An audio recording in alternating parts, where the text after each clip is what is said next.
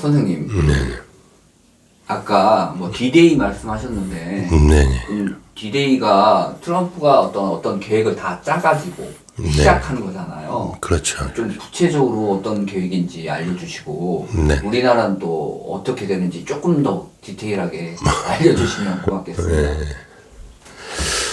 그래서 먼저 제가 파악하고 있기로는 트럼프가 그렇게 이제 이 계획을 굿입스를 치는 계획을 실행하기 위해서 지금 인적 구성도 다 마치고 그다음에 그 인적 구성 그 구성원을 가지고 굿입스들의 그동안에 그 행해왔던 그런 범법 행위들, 부도덕한 행위들, 타락한 행위들 뭐 이런 것들을 다 이제 수집을 하고 있는 거예요. 예? 그래서 그게 이제 다 갖춰지고 나면은 이제 이걸 실행을 하겠죠. 근데 이제 우리나라가 묘하게도 그런 이제 트럼프가 굿입스를 치기 위해서 준비하는 그런 과정에 우리나라도 이제 껴 있는 거고, 왜냐면 부정선거와도 관련이 돼 있고, 그다음에 마약과도 관련이 돼 있고, 그다음에 코인과도 관련이 돼 있고, 여러 가지가 이제 우리나라의 그 기득권에 대해 이제 그 딥스와 하수인 노릇하면서 이제 관련돼 있는 부분이 많아요. 그리고 또 딥스와 또 상하이 부분에 또 관련된 부분도 있고 이중으로 그러니까 우리나라는 걸려 있어요. 그래서 어떻게 보면 우리나라가 폭탄으로 치면 뇌관 같은 거예요. 뇌관. 이해하셨나 모르겠네. 시작점이라는 네. 거잖아요. 그러니까 폭탄이 그냥 터지는 게 아니에요. 폭탄 안에 있는 뇌관이 먼저 터지고 폭탄이 터지는 거죠. 그죠? 그래서 우리나라가 마치 이런 뇌관에 지금 그런 역할이 있어요. 트럼프 입장에서는. 그래서 우리나라에 대해서 자꾸 이제 언급을 자꾸 회피하려는 그런 성향이 좀 있죠. 예? 다른 나라들 막 얘기하다가 우리나라는 흐지부지 넘어가고 이제 막 이런 성향들이 좀 있는 이유가 우리나라의 이제 그런 우리나라와 관련돼서 있는 부분이 어떤 뇌관이기 때문에 조심히 다뤄야 된단 말이에요, 이게. 뇌관은 아주 굉장히 민감해요. 잘못하면 확 터져버립니다, 이 뇌관이라는 게. 그래서 그 뇌관의 역할이기 때문에 우리나라 부분은 이제 결정적인 순간에 터뜨리려고 하는 그런 거예요. 그래서 그래요. 트럼프 대변인도 자꾸 우리나라 문제에 대해서 네. 피하고 그러니까 뇌관의 역할이기 때문에 그래요. 그래서 지금 많은 부분들이 지금 준비 중에 있는 거예요. 얘네들이 그 결정하는 그 날에. 그래서 지금 다양한 분야의 이제 그런 정보들을 수집하고 있고 그런 얘네들이 저저런 증거들을 수집하고 있고 지금 그런 상황이에요.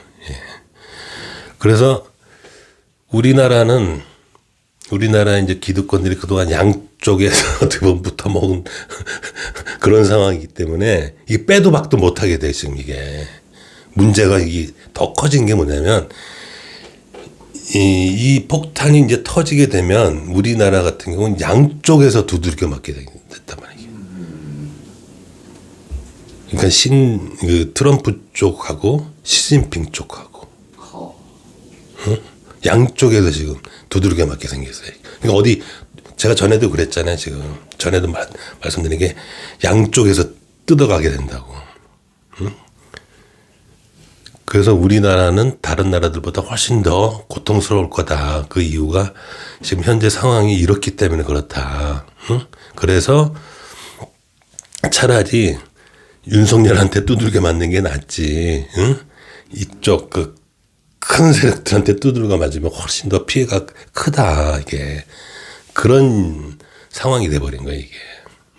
그래서 우리나라는 이제 이 신세력들이 이제 D-Day로 정한 날짜가 이제 멀지 않아요. 그게. 제가 알기로는 이번 달 안으로 이루어질 수가 있어요. 이번 달 안으로. 그런데 뭐 이거는 전에도 누누이 말씀드렸지만 이게 자유의지가 있는 거예요. 사람들은. 그죠? 그래서 얘네들이 언제 터뜨릴지는 그 키는 이제 트럼프가 갖고 있는 거죠.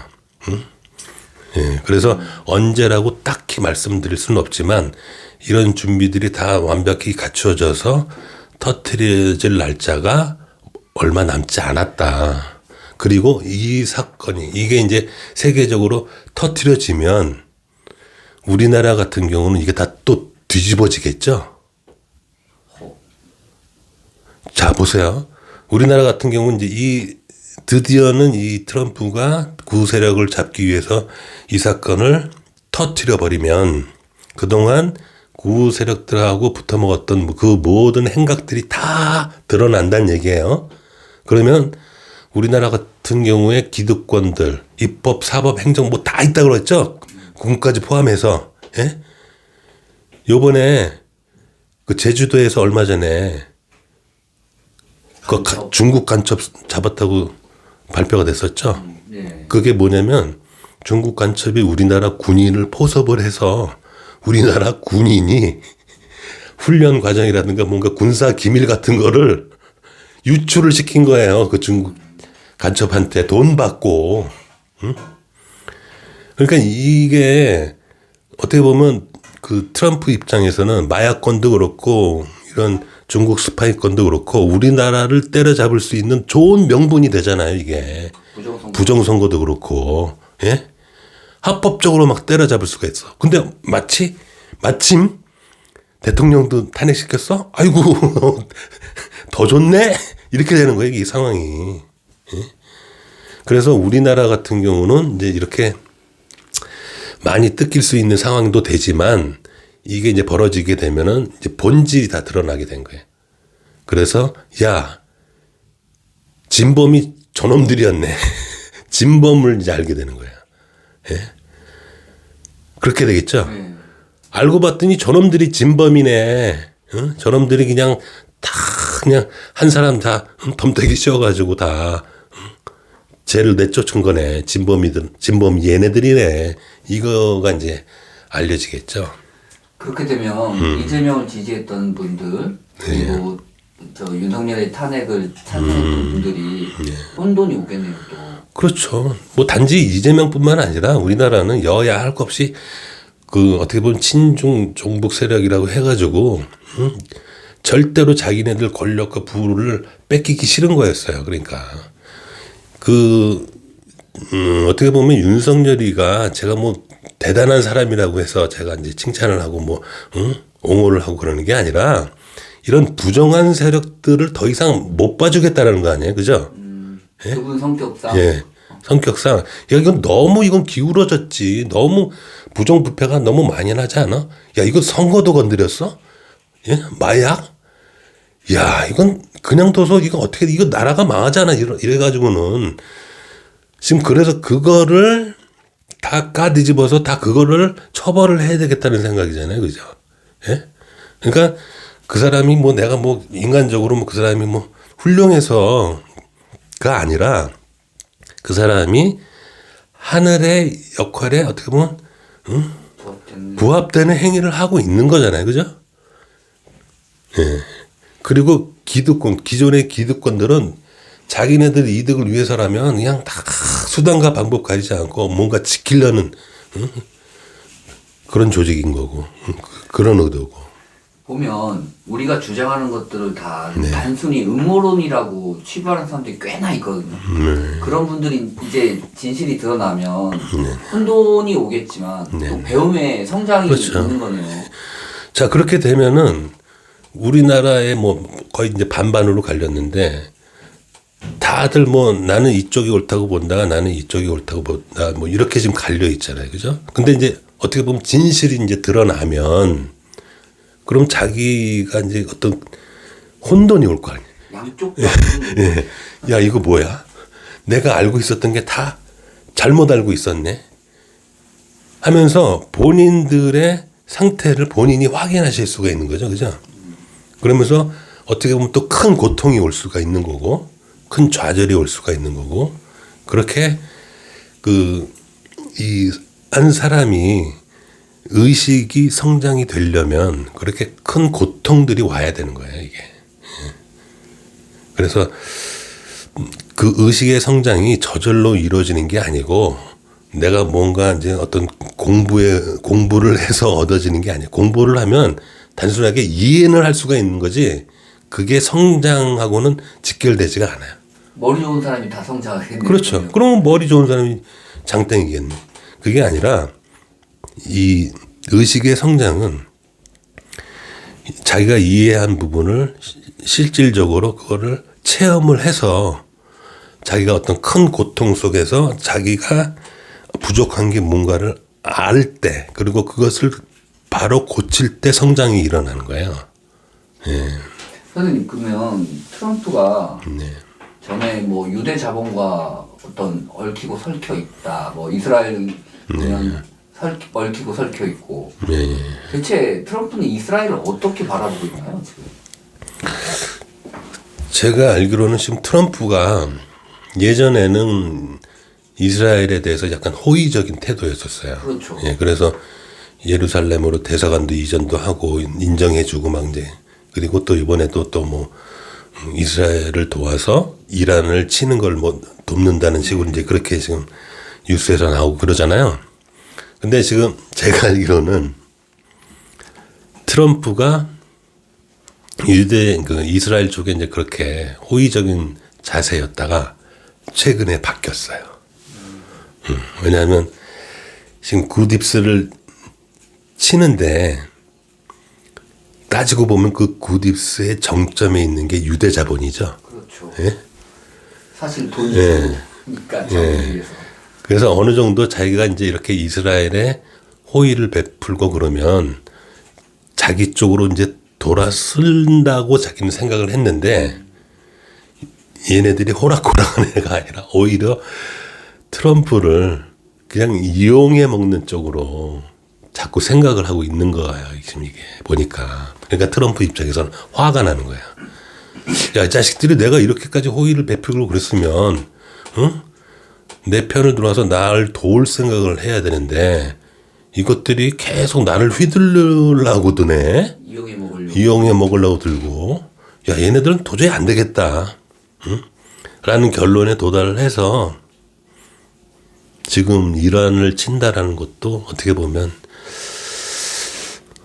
이건 제 예측이지만 이 만약에 이란 중동 쪽에서 이란을 치는 그런 작전이 실행이 된다면 그걸로 이스라엘이 망합니다. 사라질 수가 있어요. 나라 자체가 사라지는 네, 거죠. 나라 자체가. 옛날로 돌아가는 네. 거죠. 너희들 다시 왔던 대로 돌아가. 응? 그렇게 전 세계를 수천 년 떠돌아다녀가지고 그 나라 만들어서 이제 정착을 했는데 정착을 하고서도 그렇게 정신을 못 차려. 다시 돌아가. 이런 상황이 벌어집니다. 이스라엘의 꿈은 그 중동 전체를 거의 먹는 게 꿈인데 정반대의 상황이 되네요. 이스라엘의 지금 관념에서 지울 수 없는 게 뭐냐면 선민 사상이에요. 예, 그래서 자기네들만이 선택받은 민족이고 재림 예수님도 자기네들만이 맞이할 수 있는 특권이 있다라고 아주 뼛속 깊이 박혀 있어요. 그 DNA가. 예? 그래서 또 많은 기독교인들이 그거에 동화돼서 또 그렇게 믿는 기독교인들도 많이 있어요. 그렇죠. 예, 그래서 이스라엘의 예루살렘의 성지 순례도 가고 많이 그러잖아요. 그죠? 근데 다시 한번 말씀드리지만 하늘은 그렇게 특별함을 부여하지 않습니다. 예, 그리고 어떤 그런 특별의식, 선민사상 같은 거 절대로 그런 게 없어요. 그래서 이스라엘의 그런 그 특별함, 선민사상 때문에 아직까지도 그 성전산을 찾아서 거기다 성전을 져서 재림 예수를 맞이한다라고 그렇게 생각들 하고 있어요. 예? 그래서 자꾸 확장을 하려 들고 결국에는 그 구약의 막 약속대로 이스라엘이 모든 외부의 적들을 다 치고 재림 예수님이 도와줘서 그리고 우리가 이제 행복하게 이 전 세계에 으뜸 가는 민족으로서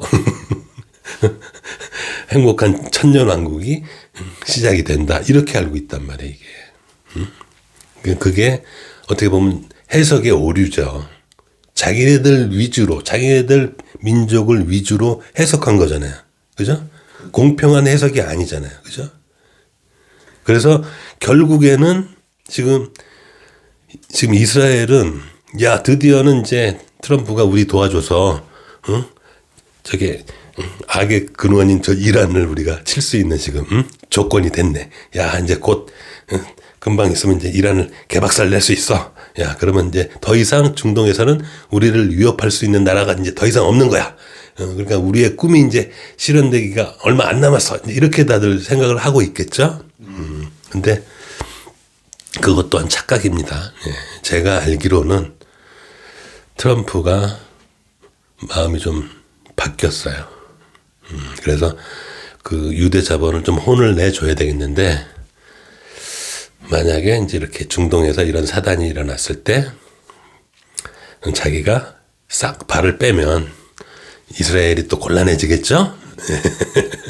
그렇습니다. 그거 더 이상 뭐 제가 그건 이제 나중에 말씀을 드릴 건데, 이렇게 이 시시각각 상황들이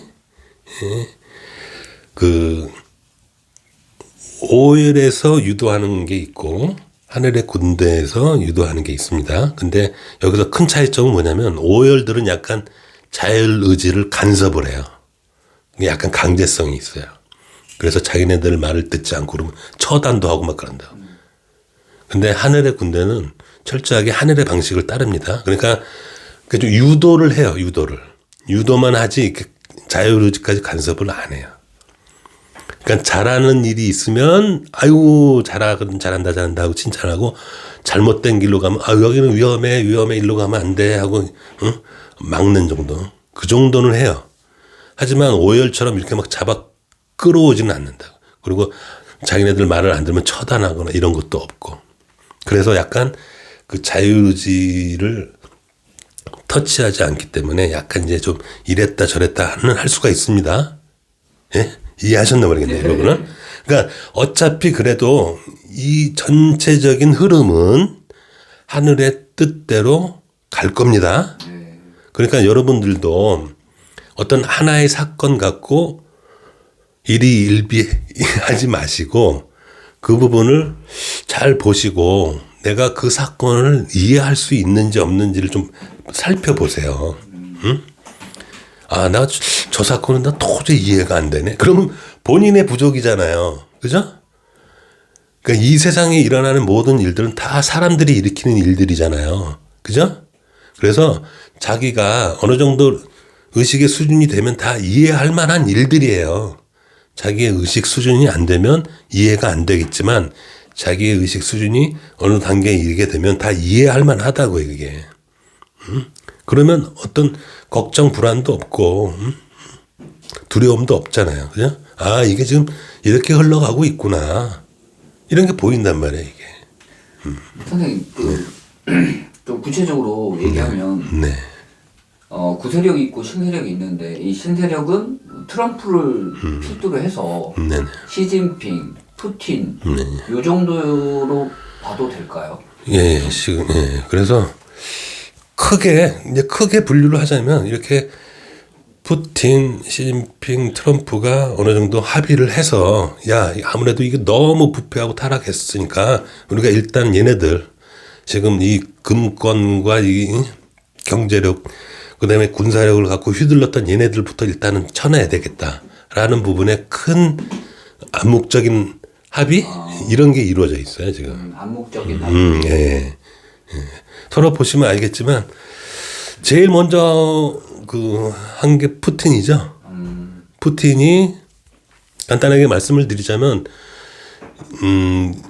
그러니까 러시아의 공산당이 붕괴되면서 옐친 대통령이 이제 되면서부터 어떻게 보면 이제 자본주의 나라로 이제 바뀌게 됐잖아요. 그때 이제 이렇게 로스차일드 쪽에서 들어와서 어떻게 보면 러시아의 어떻게 보면 이제 석유라든가 이제 지하 자원들을 이렇게 잠식을 했단 말이에요. 그래서 러시아의 그 로스차일드의 그 하수인이라고 할 수, 올리가리, 걔네들이 이제 이렇게 부유하게 된 거잖아요. 부정부패가 정말 그렇죠. 끝판이었어요. 예. 근데 이제 항상 보면 이렇게 그 기득권, 전 세계 그 딥스 애들이 항상 보면 부정부패, 타락이 문제가 되는 거예요, 타락이. 그래가지고 얘네들이 다 차지하고 있었고, 그거를 푸틴이 싹 정리한 거잖아요, 어떻게 보면. 예? 그래가지고 다 국유화 시켜버리고. 예? 그래서 좀 더 아래에 있는 사람들이 좀 더 지금 보시면 알겠지만 점점 뭐 그렇게 풍요롭진 않지만 점점 이렇게 부강해지고 있죠. 예. 오히려 서방 쪽은 자꾸 다운이 되고 있는데 러시아 쪽은 그럼에도 불구하고 차츰 이렇게 발전하고 있는 그리고 점점 더 민주화되고 있는 그런 것처럼 중국도 지금 문제가 되는 게 공산당 세력들이 지금 문제가 되는 거잖아요. 그죠? 예? 그러니까 여기서 지금 여러분들이 헷갈리시는 게 시진핑이 공산당의 수괴잖아.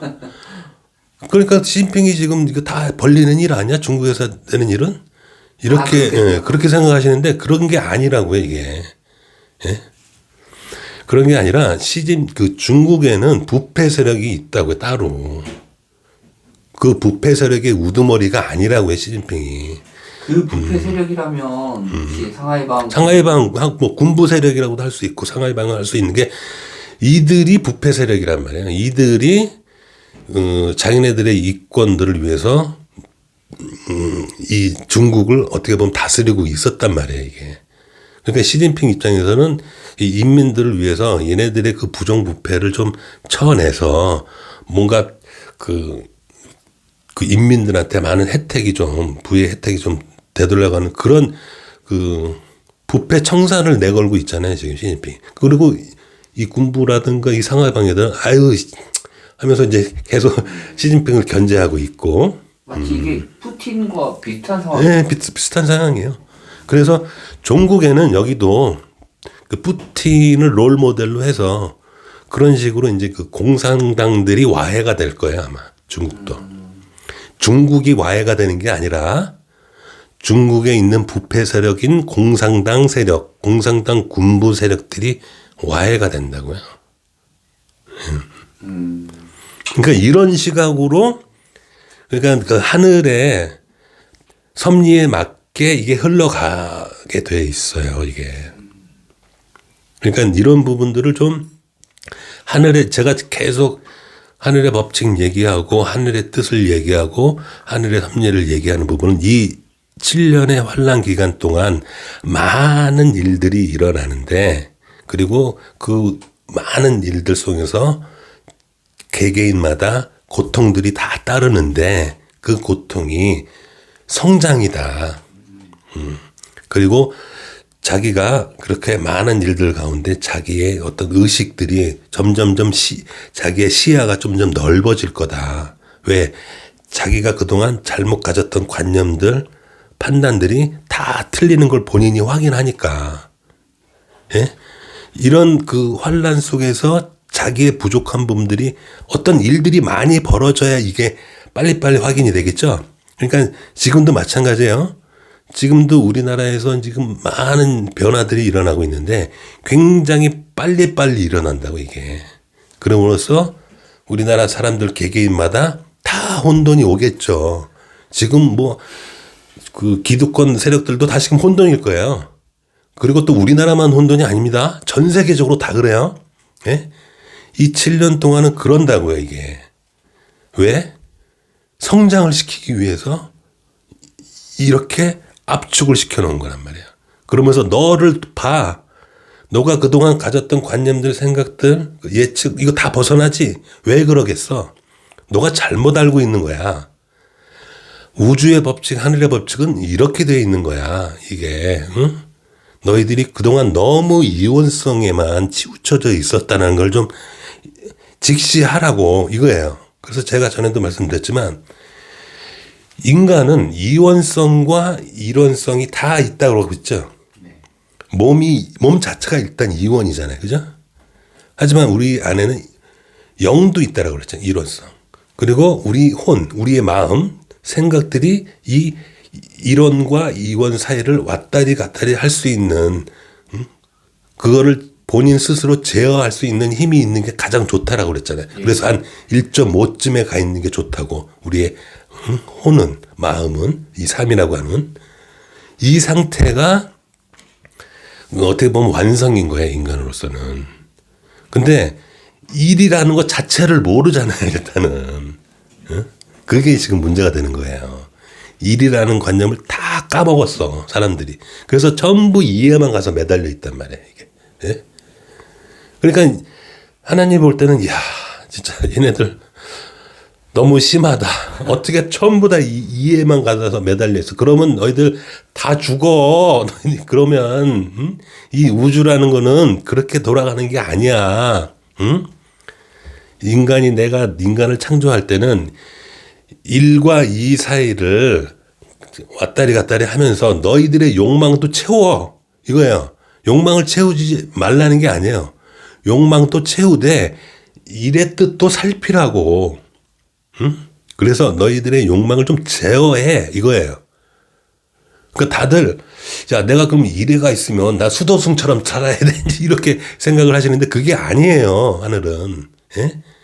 너희들이 기쁘게 너희들 욕망을 채워. 그렇게 기쁘게 살아. 하지만 일의 뜻도 알아서 법칙을 벗어나지는 마라.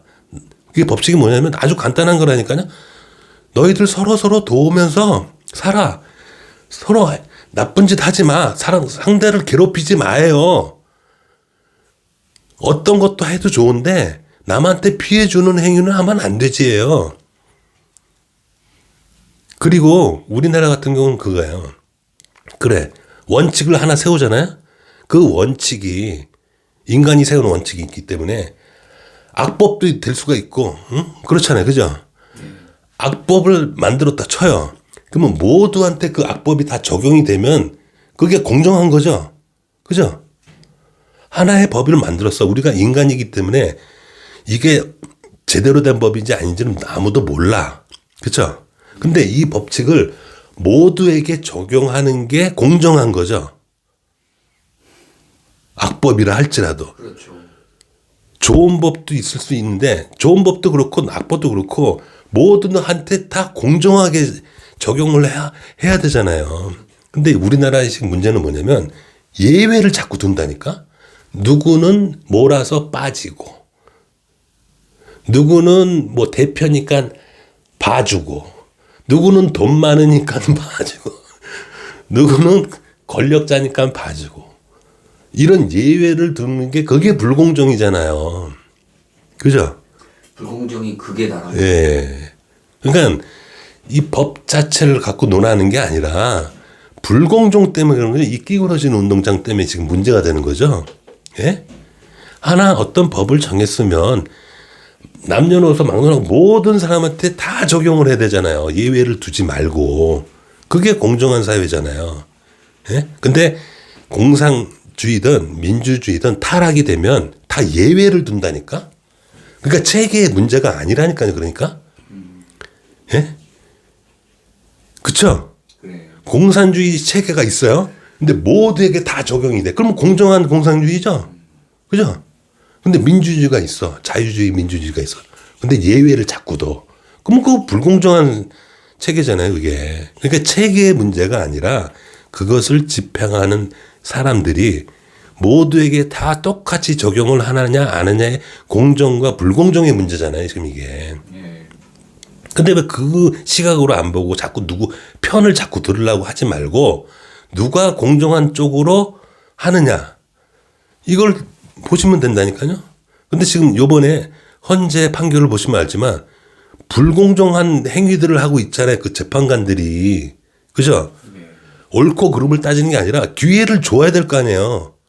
공정하게. 그쵸? 공정한 재판 진행을 해야 되는 게 우선이죠. 그 사람들이. 네. 실수를 다 누구든지 할 수 있어요. 그죠? 그 판사라고 해서 실수를 안 하라는 법이 없어요. 다 한다고요. 근데 그 진행 자체를 공정하게 하느냐 못 하느냐 그 공정성은 지켜야 될 거 아니에요. 축구 시합을 하는데 심판이 어느 한쪽 편은 유리하게 심판을 보면 안 된단 말이에요. 이게 공정하게 해야 되잖아요. 심판은 자기의 사심을 다 떠나서 뭐 자기 이념을 다 떠나서 그게 심판의 역할이잖아요. 근데 우리나라에 지금 보시면 알겠지만 드러난 게 뭐야? 이 판사들 자체가 이렇게 공정해야 될 판사들이 자꾸 불공정한 행위를 하잖아요. 그게 썩었다라는 거예요, 우리나라가. 예? 아무리 뭐 민주주의, 자유주의는 뭐해? 불공정한 행위를 하는데. 그래서 여러분들도 자기 자신한테까지도 공정해야 돼요. 자기를 예외를 두면 안 된다고.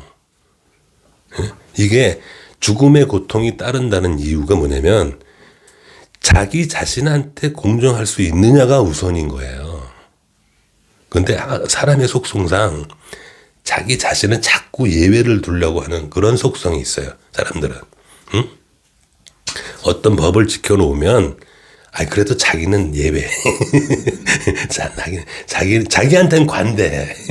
남들한테는 아주 엄하게 잣대를 들이대고 자기한테는 아주 좀 약간 관대하게 해주는. 그게 잘못된 거예요. 자기한테 엄하게 해야 돼요. 오히려 더 예. 엄하게 해야 돼요.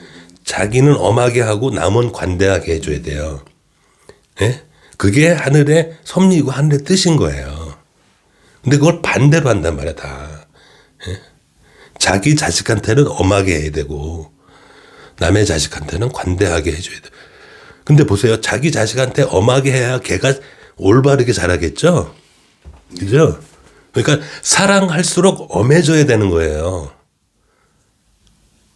이 부분을 좀 이해하셨으면 좋겠어요. 이렇게